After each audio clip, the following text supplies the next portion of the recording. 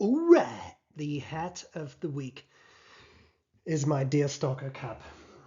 This is also known as a Sherlock Holmes hat, but it is not a Sherlock Holmes hat. It is a Deerstalker cap. Sherlock Holmes, when he would go out into the country, he would wear this. In the city, he would never wear this because this is not city wear. It's country wear. That's why it's tweed too. Anyway, not that any of this bickering matters, but there we are. Will I have enough hats to make it through the course? Who knows? Today we're going to be talking about elicited behaviors, and we start to talk about classical conditioning, and we're going to spend a couple of chapters and classes on that. So let's briefly learning outcomes. There's quite a lot. Be able to define elicited behavior, important. Habituation, sensitization. We'll talk about opponent process theory, which comes back once or twice in the course. Useful theory to help you think about behavior. We'll talk about classical conditioning and some of the basic processes therein. We'll talk about appetitive and aversive conditioning. Yeah, that's an important distinction to make. That's all I'm going to say about it now. We'll talk about excitatory and inhibitory conditioning, and then temporal order of stimuli. So really what I would try to bear in mind today is we start to talk about the most basic type of learning, and then we're going to, throughout the course, slowly build up into more complicated situations. So let's see what we can do. Very important within this course is to understand the concept of elicited behavior, also known as respondent behavior. An elicited behavior is behavior that is drawn out by some sort of preceding stimulus. And I specifically kind of put that in that explicit a sense because this is a very important concept. For the longest time, researchers used to think that classical conditioning, Pavlovian conditioning, that again we'll talk about in a bit more detail later, but the idea of metronome, meat powder, drool, metronome, dog drools, that was elicited behavior, that there was no choice of the animal, or maybe we should say agent, so the animal doing this stuff, that it was a completely automatic process, that it doesn't matter what happens. If someone is trying to condition you, you will be conditioned, classically conditioned. But it turns out that that's not entirely true. Reality, as it often is much more complicated than that sort of theory. So I find it important that you understand that elicited behavior is important, and we're going to see when behavior is truly elicited and when it is not, and that will take us the rest of the course. What's the simplest form of behavior? The absolute simplest form of behavior. I've told you I'm kind of a cognitive neuroscientist. So what's the absolute simplest type of behaving? Reflex. That's the simplest form. And that means you have a pretty much automatic response to a certain stimulus. Example, startle response. Think about what happens if you're walking down the street, suddenly you hear a loud sound. What do? This. Whether you want to or not, you're going to pull your shoulders up, you move your arms often up a bit, and you get oriented towards where the sound came from. That's a protective measure. A sudden loud sound, evolutionarily speaking, could be bad news, right? That response, startle response. Then there's the orienting response.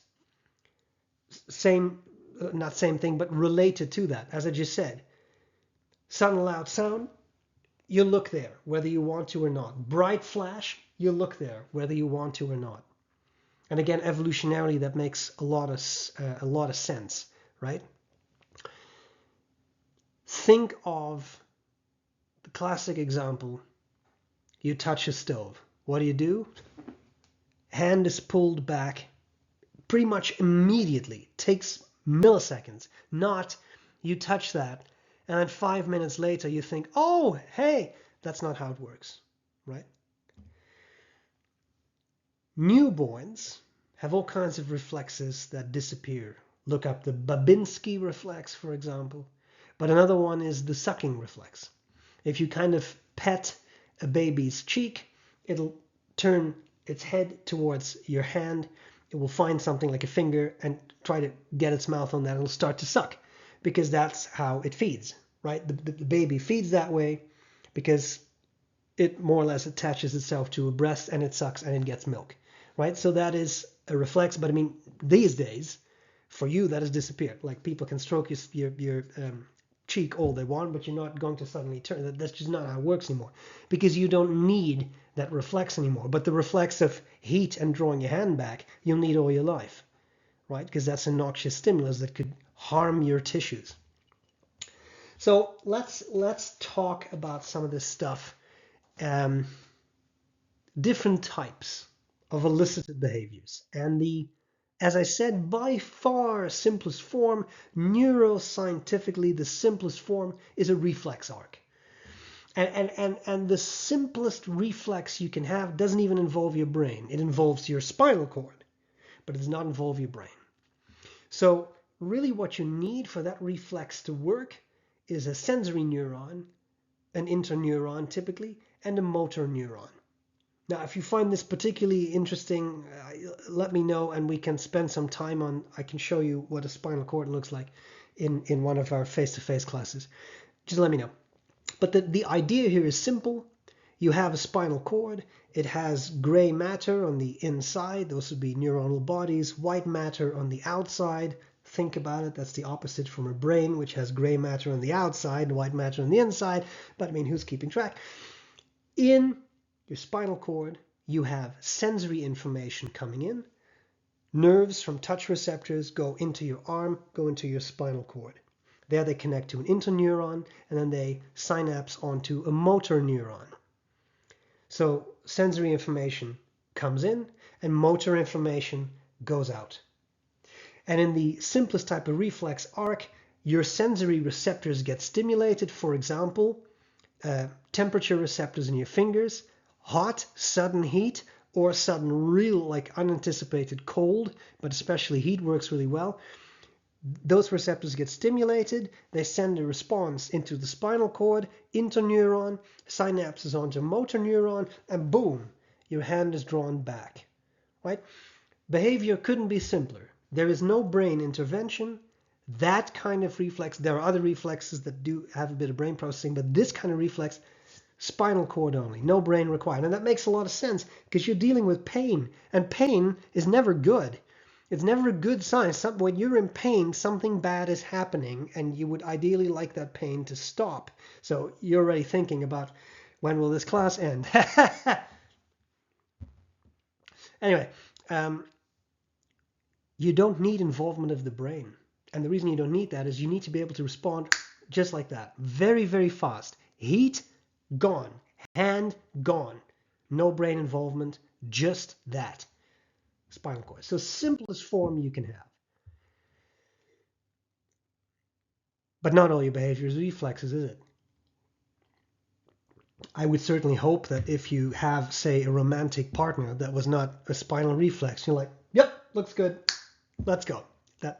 If that's how you start your relationships, we should probably have a conversation. What's the next step up? Behavior, elicited behavior, because a reflex is elicited, right? There is a stimulus, an antecedent condition, and it draws out that behavior of pulling your hand back or doing a startle reflex or an orienting response, all that kind of stuff. Next step up is a fixed action pattern, which in the literature sometimes get abbreviated, but then you get FAP. So if you don't mind, I'll just call it a fixed action pattern.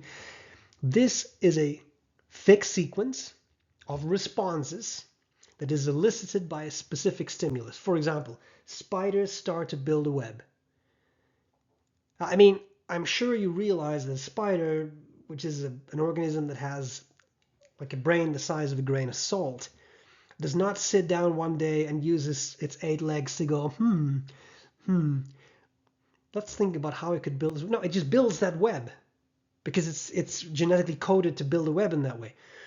Squirrels do something similar. They bury nuts, right? They don't one day think, oh yes, Winter is coming.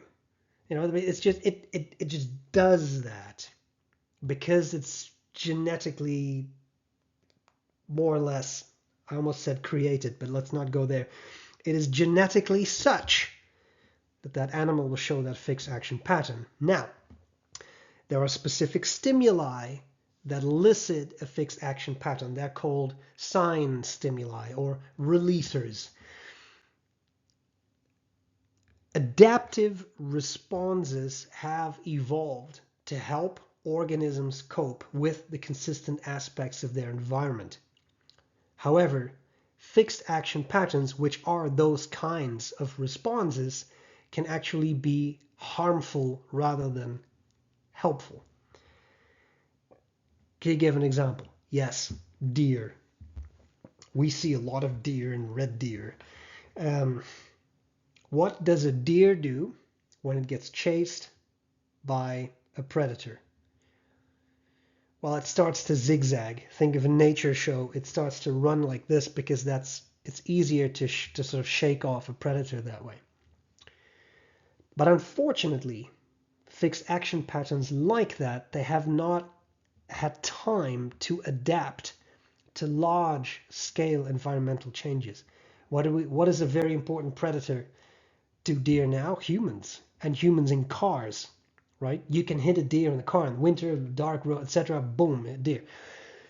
If a deer tries to get away from a car by zigzagging, the deer's going to die. That doesn't work, right? That's not how you outrun a car doing 120 kilometers an hour. It's not possible. So in such a case, what evolved to be a behavior that enhances the probability of survival, now in modern day in specific contexts, well, that actually decreases the probability of survival. And that's tragic. That's true. Okay. What is a little bit more complex still? Reflex, fixed action pattern, habituation, and sensitization. That's the next step. Okay, so habituation, basically a decrease in the strength of elicited behavior following multiple presentations of an eliciting stimulus. Sensitization, the opposite of that. An increase in the strength of elicited behavior following repeated presentations of an eliciting stimulus.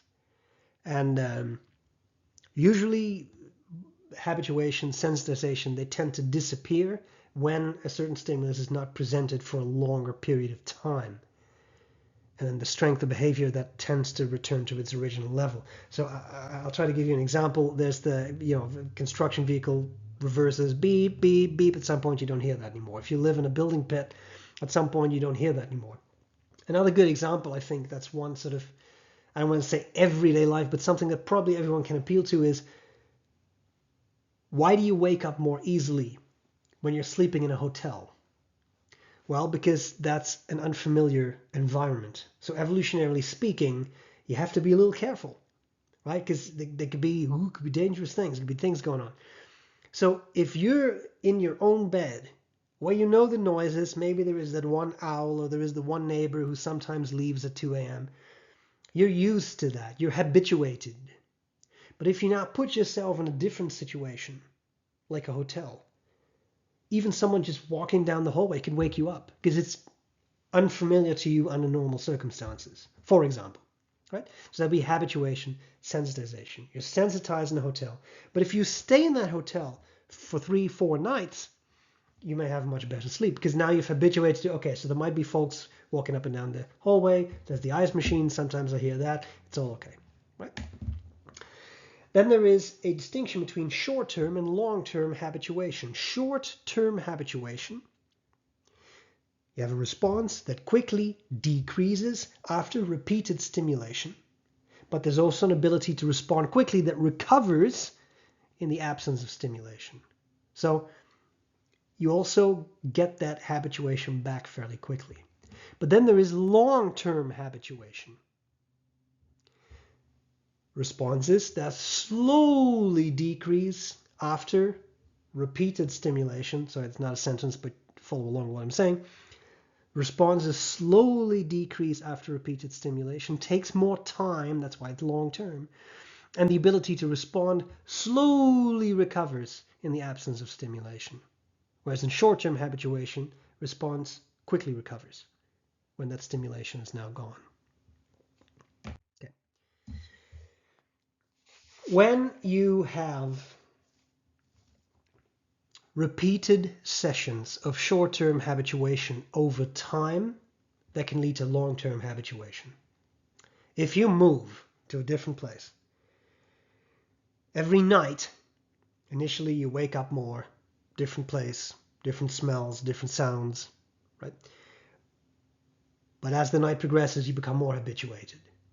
And then the next night, you're more habituated still. The next night, you're more habituated. That would be short-term habituation leading to long-term habituation. Sensitization is fascinating because often it generalizes to other stimuli. For example, imagine you've been in the army and you have developed post-traumatic stress disorder because you've been exposed to artillery, really loud bangs. And now you come home from your tour of duty, and all of a sudden it's some sort of national holiday, people light fireworks. And what can you then notice? You get triggered. It's not the same. Fireworks are not necessarily dangerous. Artillery is very dangerous. But there's similar stimuli to the extent that they're both bangs, right? And so that anxiety, that fear can generalize from the really loud bangs to the quieter bangs, but they're still sudden bangs, right? That would be sensitization. You respond faster to that, which other people, they might not have that strong response. Now, of course, if there is sort of long-term and short-term habituation, there's also a long-term sensitization. And that happens when stimulus presentations are widely spaced. So if you're in an apartment and every morning a train goes by, long-term you may be sensitized because you don't hear that train often enough to become habituated. And then you may have kind of like what was that when that train comes by again.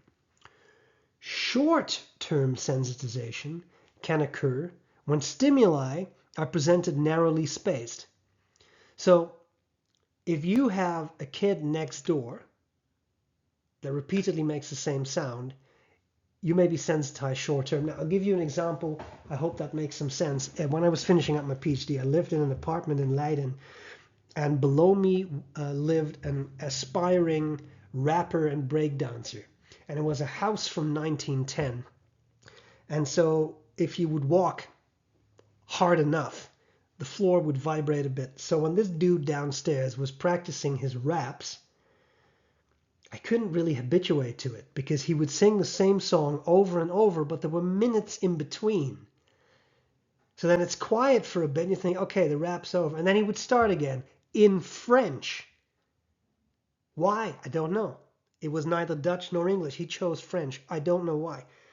But he did it. I couldn't really habituate, so I sensitized. And every time the song starts, after a couple of minutes, you have that sort of response. Here we go again. Here we go. And with his breakdancing, same stuff. It was not all the time, but all of a sudden he would start jumping around. Old house, everything started to vibrate. It was interesting. Sensitization, but no habituation. Now, if he would just breakdance for hours on end, I would become habituated. Because now you have the continuous exposure, and at some point you don't hear the loud banging anymore. Okay. Then you have a phenomenon called dishabituation.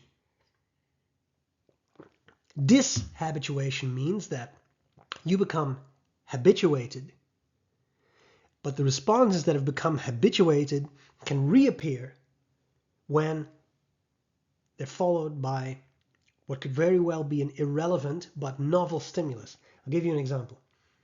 You're in a relationship. You've been in a relationship for a while. Things get a little boring. It's the way it works. Things just they don't stay like they are in the honeymoon period. It's just not how behavior works. So what can you do? Things get a little boring. Go to a hotel. And now all of a sudden the spark is back and you're having fun with your partner and doing all kinds of things. That can help. That is dishabituation. You've become habituated to your partner. It sounds very cold, but at the end of the day, that's what happens. You see how even these simple processes can affect bigger things in life, right? So you've become habituated, you're a little bored, things got a little stale, go out for a weekend. Or even go on a long hike. Go into the mountains, have a 4-hour hike, come back. Things may be different because now you've seen each other in a completely different environment, and that can really help. Dr. Brown's love advice. I'm sorry. So, important question. And this is a question I want to try to come back to a bit in one of our more interactive sessions. How come repeated exposure to some stimuli gives you habituation and sometimes it gives you sensitization? Well, there are some sort of rules of thumb. If you're dealing with a low intensity stimulus, typically you get habituation. Think of a clock. I have in my office at work, I have a clock, and if I use an external microphone, which is what I'm using now, it tends to be recorded.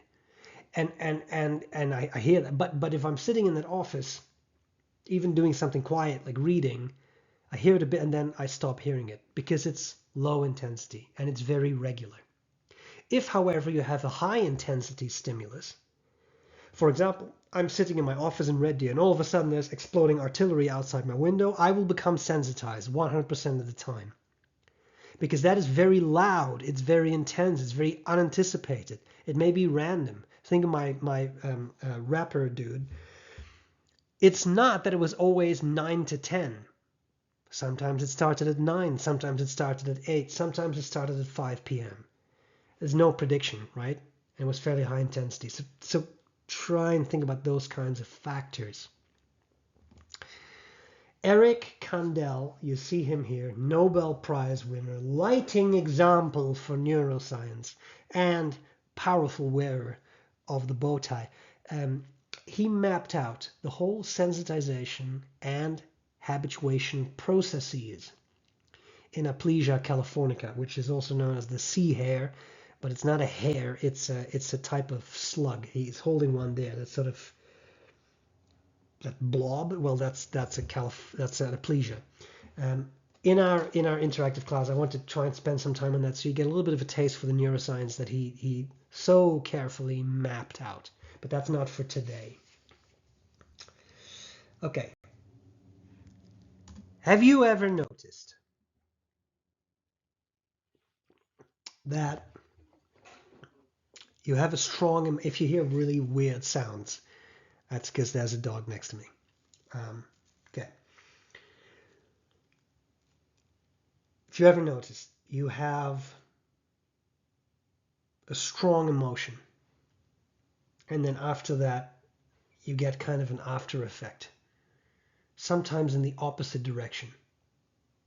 That you feel really happy, and after that you feel worn out a bit. Or the other way around, you feel a bit sad, and it passes and you start to feel happier. How can this be? Well, there is, emotions, folks, what a minefield. So many theories and findings, but one type of theory that is useful, it's a theory, right? So there is evidence and there is some counter evidence, but one theory that can help you think about that kind of phenomenon is called the opponent process theory of emotion. And it's pretty useful for explaining these kinds of weird after effects of emotion. So this theory proposes that when there is an emotional event, then that elicits two processes and they're competing. That's why it's called opponent process theory. There is the imaginatively called A process, and then there is the equally imaginative B process. And we should talk about what the difference is between the two. The A process is also known as the primary process. That is elicited directly by the event. Therefore, it correlates well with the emotional event. You hear that your aunt, whom you really love, passed away. Well, then you feel sad. That would be a normal reaction. Then there is a B process, also known as the opponent process, which is elicited not by the event, but by the A process, by the primary process. And I'm going to give you an example because I know this is A and B process. It's stupid because it makes no sense whatsoever. So the B process is elicited by the A process, and it kind of counteracts that A process with the purpose of maintaining homeostasis. What does your central nervous system love? Homeostasis. Your body temperature should be this and not that. You should have this amount of liquids in you. You should have this amount of calories. Your body likes homeostasis. It likes things to be kept the way they should be, right? The B process, unlike the A process, is slower to increase and slower to decrease. I'll show you a picture in a second that'll make that clear. Now imagine what happens here. You hear, hey, did you know that you won $100,000? Well, then I bet you would be happy, because who doesn't want to win $100,000? But then someone from the office of that lottery or whatever calls you and they say, hey, remember when we said that you won $100,000? Yeah, we misread the decimal point. You just won $100. Sorry. $100 is not the chicken feed. That's pretty good. Who doesn't want to have an extra $100? But it's not as good as $100,000, is it? Now, if they would have just told you from the start, hey, you won $100, I bet you'd be a lot happier. But now you have this initial happiness, and then it plateaus, and then it levels off, and it goes below baseline, because now they told you it was actually they promised you like $99,900 too many. Okay, so step by step, let's talk about the sort of an experimental setup with animals. Imagine that you have a dog, and that dog receives a shock, and then you measure the heart rate of that dog. Well, what will happen then is the heart rate initially increases because the dog gets a shock, and that's painful and not nice. And then it slightly decreases, but it stabilizes, right? It stabilizes at a high level, higher than baseline. And then when the shock is removed, what happens then? Well, then your heart rate will dip below its normal level. And the question is, how can this be? How can this be? Well, a very good competitor to explain that is the opponent process theory of emotion. So I'm going to try to show you that. Here you see a picture, and I'm going to whip out my pointy device. Here we go. Okay, so let's try to reason this through. We've got this example of a dog with a shock. Let's see what we can do. So you've got a normal heart rate. That's, let's say, this x-axis right there. And then we give the shock that's in between these dashed lines. And what do you see? The A process, speaking of pure physiology, in this case heart rate's going to shoot up. May go down a little bit, but it's going to stabilize. That A process is going to keep heart rate high, because that dog is like, what's happening? I'm being shocked. Remember, the shock is still on. This is unpleasant. I'm in pain. This hurts. Heart rate goes up because the dog is frightened. It's fearful, right? Okay. What does your central nervous system like? Homeostasis. It wants the heart rate to not be elevated. It wants the heart rate to be whatever it is for that organism. I have no idea what a dog's normal heart rate is, but for human beings there's some variation. Let's say 60 to 80 beats per minute. So if your heart rate is 60 beats per minute, that's where your brain wants to keep your heart rate. Right? Now for this dog, I don't know, I'm not a veterinarian, how would I know? 60, let's just say 60 for the sake of argument. Then the dog brain will say, hey, I really want that to be 60 beats per minute and not the 120 that we're at right now. I can't sustain that.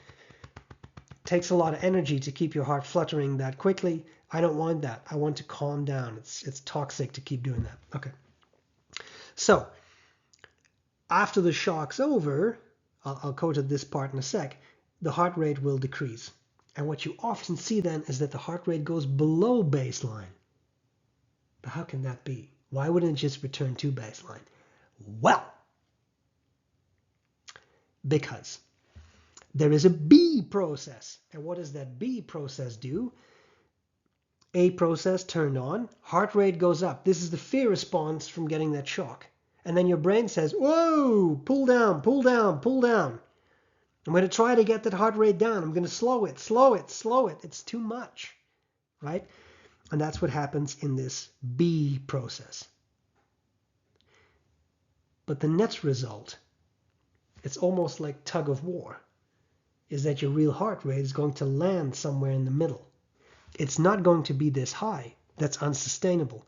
But nor is it this low, because that's unsustainable. So what happens is the net result, the result of, let's say, this pushing and pulling, that your heart rate is going to be somewhere in the middle. So what you see is the heart rate may actually go down a bit, right? And then it goes down a lot. Why? Well, because that pulling B process, remember, the B process takes more time to be switched off than the A process, is still pulling down your heart rate. And as a result, you end up with that low response, and then it takes time for your heart rate to go back to its normal baseline state. That would be opponent process theory of emotion in action. Okay, I hope that makes some sense.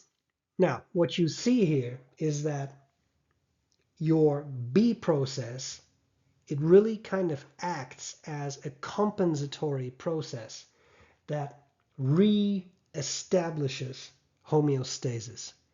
So if you do this quite a lot, if you become habituated because you get that shock regularly, right? The B process can actually counteract the potentially dangerous effects of the A process. So here, B process is really trying to pull down your heart rate again. Now, this habituation stuff actually has important implications. I'm going to talk just for a little bit about drugs. Okay, so be prepared. A little bit of talk of drugs. Here's an important question. Why do so many celebrities die in hotel rooms? Because that's not a coincidence. Here's a theory on why. Imagine that you take a drug, and that drug lowers your heart rate, right? It relaxes you. Okay.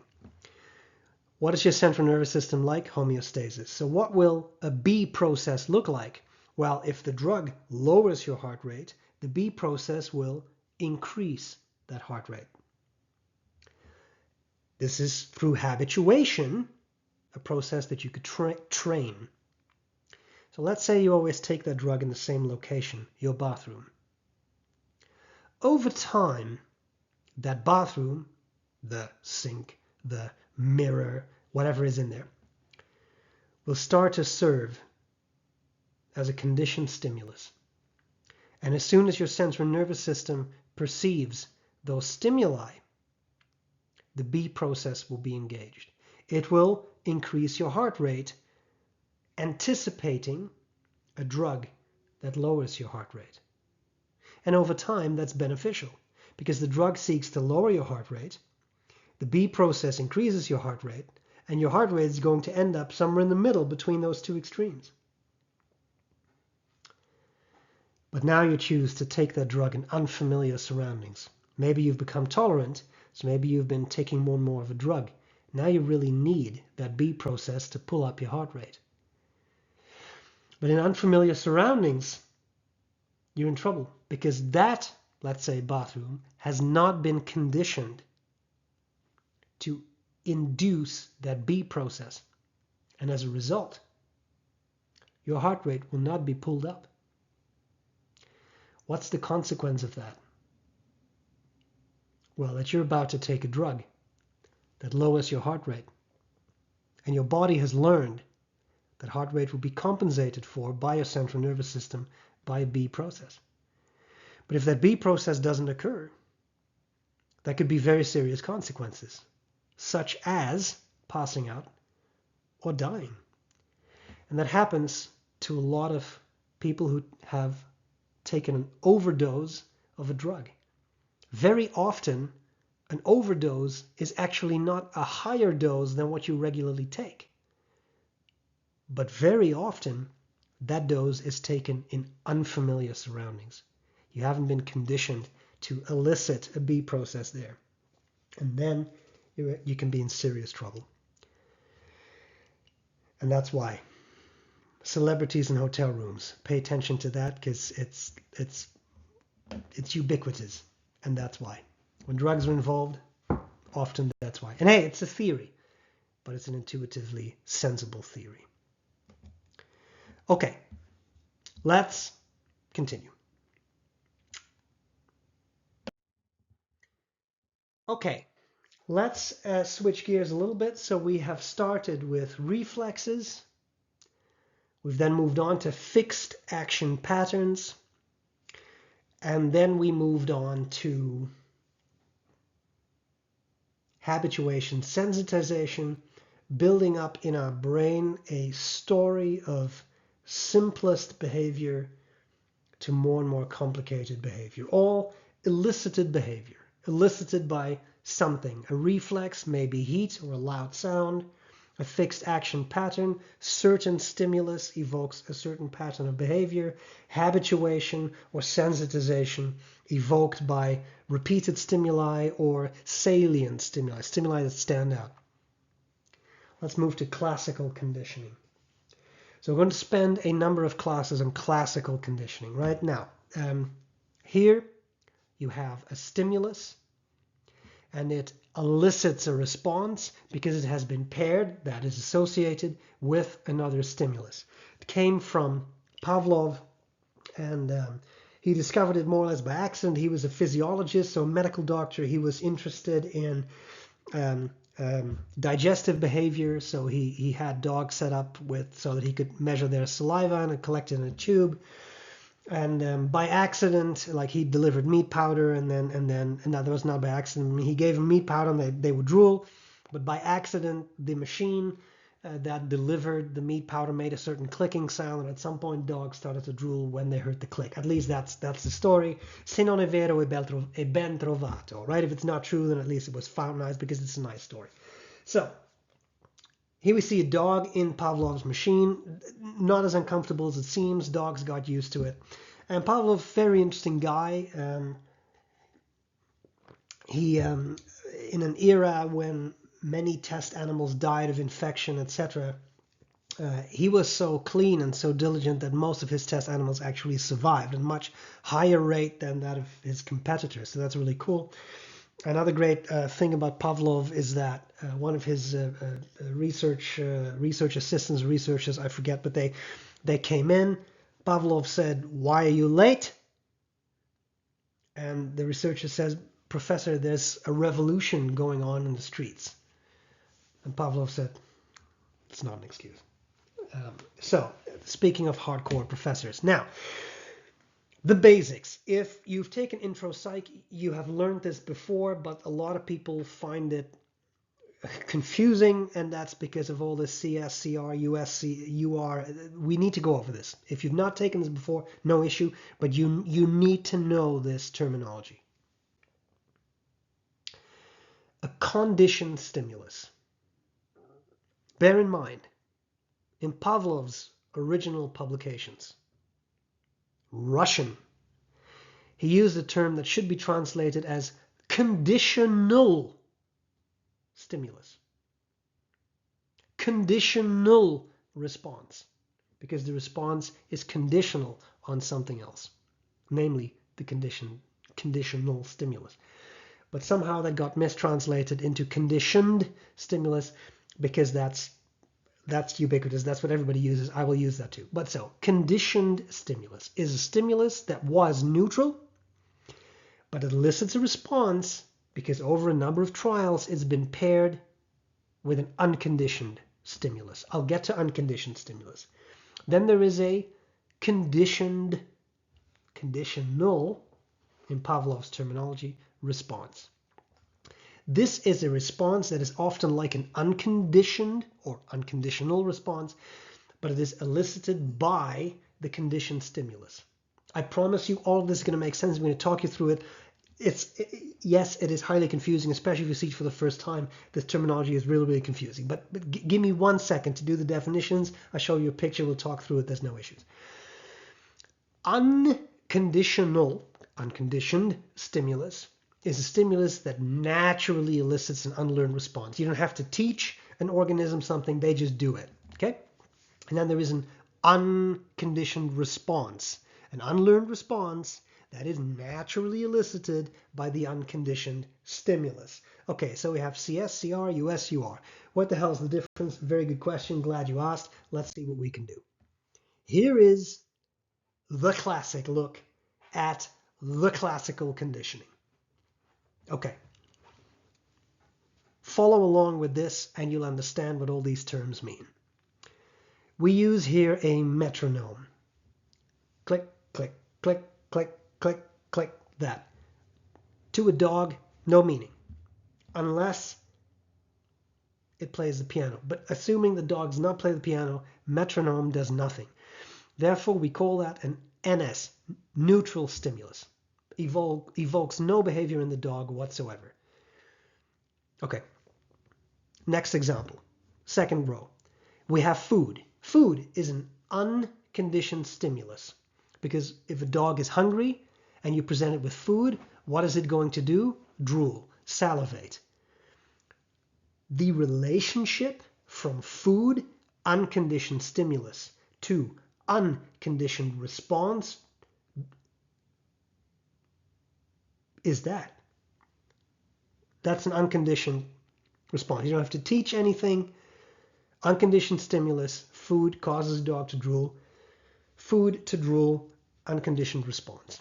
Now we're going to make things more interesting. You take that metronome from the shelf again, and you follow the metronome. This colon is what our authors use for two things following each other. So they have, there is a contingency, right, between those two things. They follow each other fairly rapidly. Metronome, food, dog starts to drool. Now, initially, that'll be a pattern along the lines of neutral stimulus, unconditioned response. And I always really like the cadence of saying that because it helps me remember it. NS, US, UR. Neutral stimulus, metronome, does nothing initially. Food, that's an unconditioned stimulus, don't have to teach anything. What does a dog do? Starts to drool. Unconditioned response. But over time, if you do that again and again, metronome, food, metronome, food, metronome, food, metronome, food, of course the dog has to be hungry every time. What do you get? The metronome goes from being a neutral stimulus to a conditioned stimulus. Conditioned stimuli over time will start to elicit a conditioned response. This is a learned response. No dog naturally drools to a metronome. But if the metronome is paired with food enough times, the dog will learn, hey, metronome announces food, and it starts to drool when it hears the metronome. And now you have CSCR. Right? CSCR. NS, US, UR, CSCR. That's the pattern. Notice that unconditioned response was drooling, conditioned response was drooling. It's not the drooling that's the issue. It's the stimulus that elicits it. That makes the difference between UR, CR. If it's meat, it's UR. If it is something weird like a metronome or a light or a tone, it's CR, right? UR, natural, CR, something learned. Okay. There are some, there's some more terminology we need to cover. In conditioning, we distinguish between appetitive and aversive conditioning. Appetitive conditioning refers to a process where you seek out the stimulus. So appetitive conditioning is conditioning of stimuli that we like. So when you deal with food, That's an appetitive stimulus. When you're hungry, you like food. When you're thirsty, you like water. Those are appetitive stimuli. Aversive conditioning is a process where you teach an animal to avoid a certain stimulus. If the light comes on, you will get a shock. You learn to avoid the light. Maybe jump to a safe part of the cage. We'll talk about that when we talk about escape and avoidance behavior, but that's the basics of it. Aversive conditioning accounts for a lot of our fears and anxieties, right? We want to get away from something. Ex-wife, terrified of clowns, so she avoided clowns. But that also meant that she never learned to extinguish the fear of clowns. We'll talk about that when we talk about extinguishing responses. So aversive conditioning, a lot of fears and anxieties come from that. Classical conditioning can transform what is normally aversive or neutral into an appetitive stimulus. So for example, Rahman and Hodgson in 1968, they took men who were attracted to women and they showed those men a picture of a female nude. Well, what do men do? They get aroused, sexually aroused. But that's not the interesting part of stimulus, because that's what happens. So we know that we definitely know that that's what happens. But what they did was they showed a picture of a boot, like the thing you wear, which to most people is not, that's a neutral stimulus, right? It doesn't really do much. But they showed the picture of the boot, and then right after that, a picture of a female nude. And what happened? It only took about 30 seconds, and then after that, men were conditioned, and when you showed them a picture of the boot, bing, they were aroused. Okay? 30 stimuli, people. That's really not a lot. It's all it takes. Men are simple creatures. Boom! There we are. Okay. That was a very vivid illustration, wasn't it? Okay, well, let's see what else we can do. So imagine you want, this looks like it's going to be math, and it will be a little bit, but it's not that bad. Imagine that you want to look at aversive conditioning. So appetitive conditioning is easy. With men, all you need to do is show them something sexual and they get abused. Obviously, I'm poking a little bit of fun at this, but I mean, it's fairly easy to do something like that. It's easy to condition people to things they like. What if you want to condition them to things they don't like, or you want to use that conditioning, because that's how this is used, to reduce behavior? Okay, I'm going to take a little bit of an advance on operant conditioning. So classical conditioning is a stimulus and then there is a response. Operant conditioning means that the agent, the animal or the human being, whatever you're testing, does a behavior. Like it does something, like I'm hungry, if I press this lever, I get some food, and now I'm happy, right? That would be operant conditioning. So now you have to actually do something yourself, like pressing a lever, as opposed to something is done to you. We'll talk much more about that distinction, but for now, please allow me to get away with this at that level, because that's all you need to know. So how can you figure out if aversive conditioning is effective? If it actually reduces a certain behavior? Well, you can look at something called a suppression ratio. So let's say that you have a rat, the rat is hungry, and through shaping, which we'll talk about in a later class, you have taught that rat that if it presses a lever, it gets food. So the rat now, whenever it's hungry, it presses the lever and it gets food. But you want to make it stop pressing the lever. What could you do? Well, you could do something like this.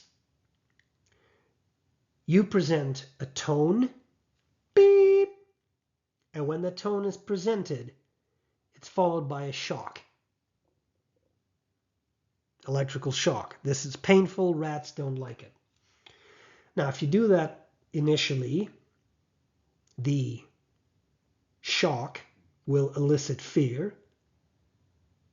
What kind of stimulus and response is that? If you said unconditioned stimulus, unconditioned response, then you're right. You don't have to teach a rat to fear electricity. It doesn't like shocks. Over time, the rat starts to learn that the tone announced the shock, so it will start to fear the tone. Tone has become a conditioned stimulus, evoking a conditioned response, which for rats often is freezing. They kind of stiffen and they get low to the ground, they freeze. Okay, so how do you know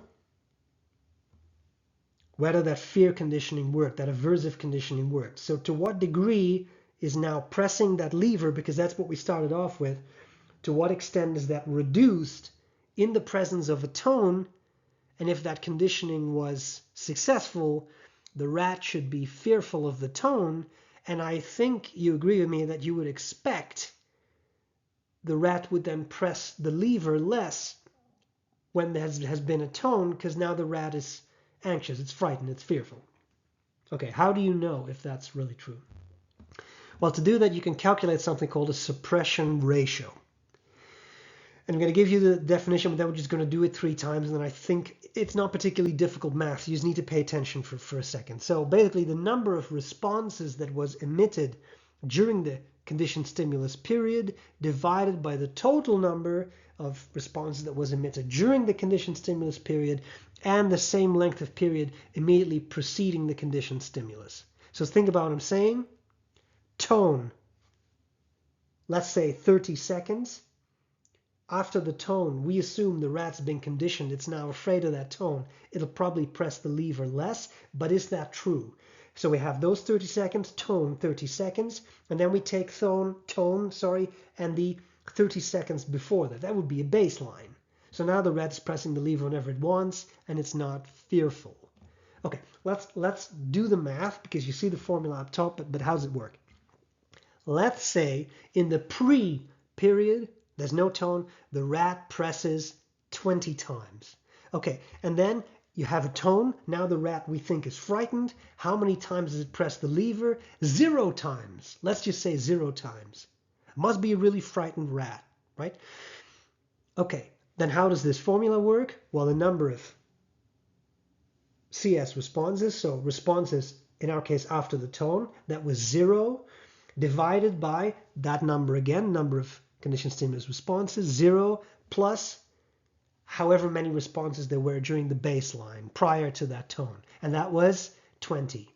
Well, this mathematically yields 0 divided by 0 plus 20. That is the same as 0 divided by 20. The outcome of that is 0. But 0 divided by anything is 0. When you find a suppression ratio of 0, that means a total suppression of responding. The rat no longer responds. Well, is that not what you see? During the tone, there are 0 responses. Let's try to put this in context. Another example.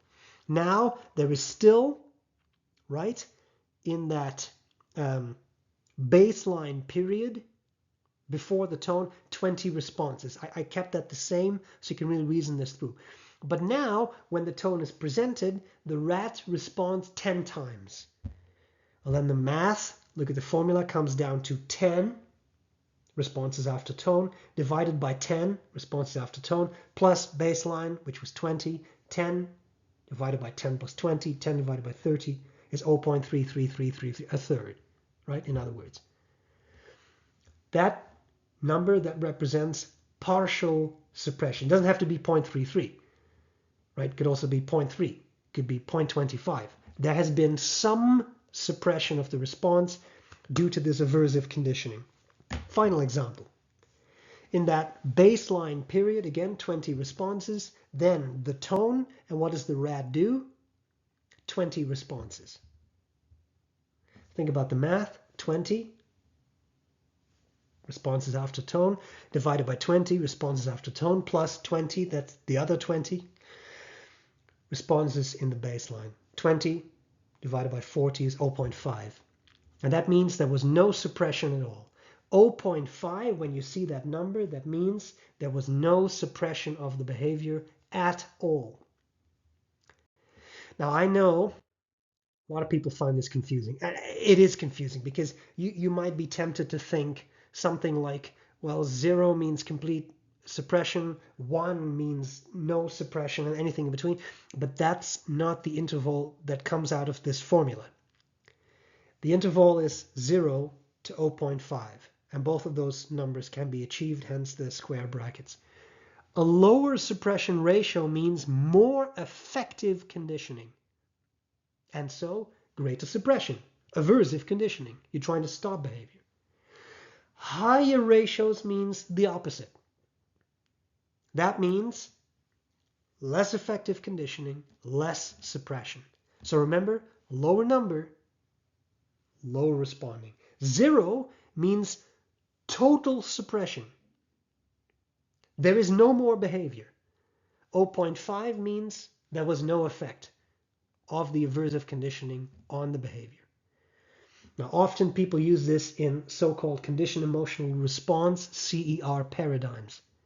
I've just given you that example. A 30-second tone, neutral stimulus, paired with a 1-second shock, unconditioned stimulus, then you get fear, unconditioned response. And in time, that will lead to 30-second tone, fear. And how do you know if that was effective? By looking at where the behavior was abolished, and you can express that quantitatively as a suppression ratio. Now, in these kinds of CER, conditioned emotional response paradigms, rats or other animals, but they often do this with rats, they will stop behaving in a specific way, like pressing a lever. They'll stop pressing that lever when they hear that specific tone. Now, it's very important for you to understand this. The reduced lever pressing, that's not interesting. It's just a means to an end. It's a way to measure fear. So the conditioned response is not reduced lever pressing. The conditioned response is fear. Now, a human being, hey, psychologists do it all the time. You give them a questionnaire, you say, how frightened are you? How anxious are you? And they'll fill it out, 1 to 7, Likert scale, no problem. But an animal, you can't do that. So you have to use these kinds of clever manipulations for comparative studies, where you try to study behavior in animals and see how that is in humans, right? Okay. Classical conditioning can actually turn aversive into appetitive stimuli. That may surprise you, but it can happen. Imagine you take a rat, you give it a shock to its paw, and then you give it food. Well, the food will initially, maybe rat's not a good example here, dog. Dog, shock to the paw, doesn't like that, but then there is food. Dog is hungry, what will the food do? Salivation. Food, unconditioned stimulus. Salivation, unconditioned response. In time, shock, salivation. Shock has become a conditioned stimulus, and drooling to that shock, conditioned response. That can happen. Weird, but it can absolutely happen. So now you can take an unpleasant stimulus and turn it into something appetitive. Weird, but true. Okay. The almost final thing I want to talk about is temporal conditioning. Temporal. We talked about that, contingencies, contiguities in the research methods class. Temporal conditioning. So here you deal with time. And here the conditioned stimulus, what you're trying to get to evoke a response, is a distinctive external stimulus, like a light or a metronome or dog or whatever. But temporal conditioning is interesting because the neutral stimulus, which may become the conditioned stimulus, is not an external stimulus, it's the passage of time. So no longer do you deal with, well, there is some sort of light and the dog starts to drool to the light. That will be normal classical conditioning. Enough pairings of light and food will do that. Now you're talking about time. Time passing is what becomes the conditioned stimulus. Very interesting. Have you ever noticed that if you set your alarm at the same time every workday, and then in the weekend you wake up on that time, you may not want to, you may want to sleep in, but you wake up at that time. Why? Because of temporal conditioning. Every time this amount of time has passed between you going to bed and you waking up, that has become the conditioned stimulus, the time that passes. And now you wake up at 7 a.m. or whatever it is you wake up again, right? Now there are, and I'm going to show you a picture and then I'm going to talk you through that a little bit. There are 4 temporal, so in time, varying in time, neutral stimuli to unconditioned stimuli arrangements.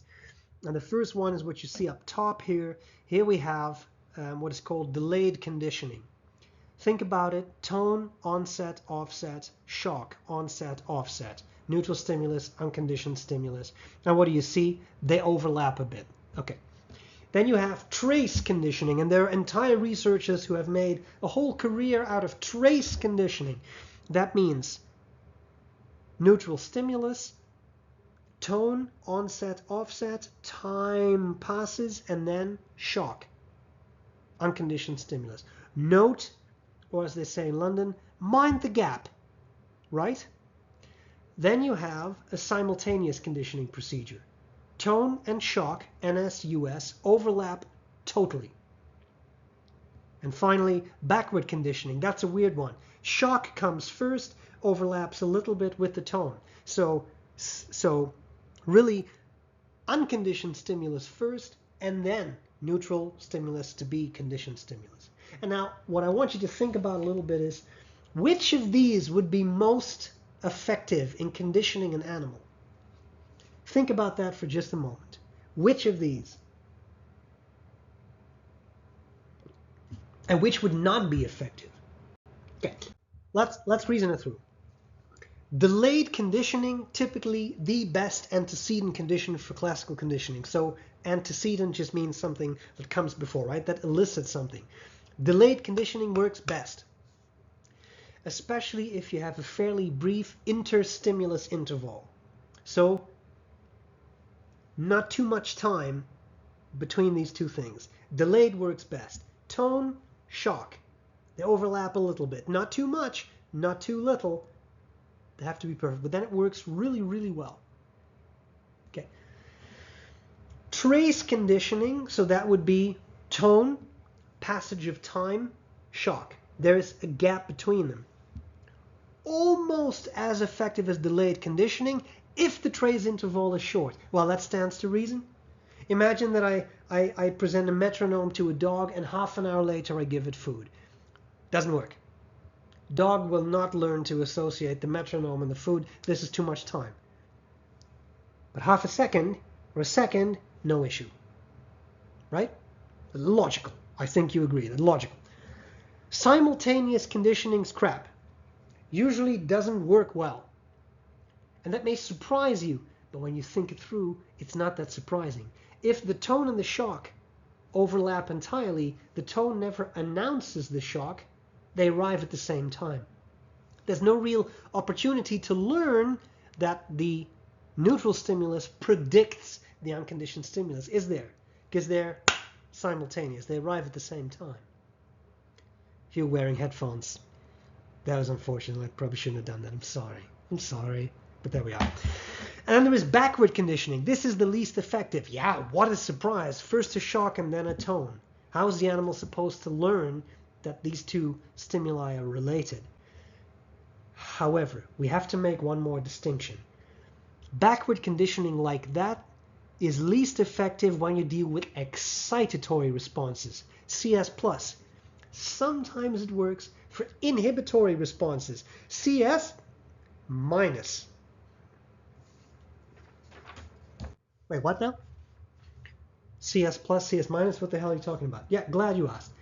Imagine this scenario. I present a light. Shortly after that, I follow it with a shock. The rat will initially feel the shock, US, UR. And in time, CS, US, UR, it'll become CS, CR. The rat fears the light. If you can follow along with those abbreviations, you know exactly what you should know for this class, right? Here, the light will become an excitatory stimulus, and we give that the symbol CS+, plus for something that adds something. This light elicits fear in the rat. It excites something. Light, shock. Now compare that with, okay, my rat's now conditioned. Now, I don't just give a light, but I give a tone and a light simultaneously, and later we'll talk about how animals process that, but that's for a later class. Tone and light, and then there is no shock. What would you expect to happen? No fear. How can there be fear if there is no unconditioned stimulus, right? So tone and light, nothing, no fear in the rat. Here, the tone becomes an inhibitory stimulus, CS minus, inhibitory stimulus, because now the presence of the tone removes fear in the rat, because tone and light is no shock, right? Excitatory, inhibitory stimuli. Most conditioning by far that you will read about, that we talk about in the course, focuses on excitatory conditioning because it's easier to elicit. But there is more and more attention to inhibitory conditioning too. And of course, think of the therapeutic potential. Certain stimuli to take away a fear response could be very helpful, right? So there is attention to that. Now, the final thing is a confusing thing, but I want to mention it briefly: pseudo-conditioning. Pseudo-conditioning is an elicited response that appears to be a conditioned response, but really it is the result of sensitization rather than conditioning. Sensitization can mimic conditioning, but it's not the same thing. Imagine that you have light, then a shock, and what does a rat do? Maybe leg flexion, it raises up its leg. But then, if at some point you present a beep, not a light, but a beep, and the rat flexes its leg again, you may think, oh, rat is conditioned, and this conditioning has generalized to the beep, and now whenever the rat hears a beep, it'll flex its leg, and what do you get? Well, that's a conditioned response now, isn't it, to the beep, which would be the conditioned stimulus. But that's not necessarily true. The animal here has probably become sensitized because of an aversive stimulus. It's now sensitized. It will show stronger responses to other stimuli because it's in a state of sensitization. There's scary stuff happening in this lab. Every time there was a light, there was a shock. Now there's a beep. That's a strange thing. And it flexes its leg, right? So the conditioned stimulus may have generalized to other stimuli, but this could simply be due to sensitization.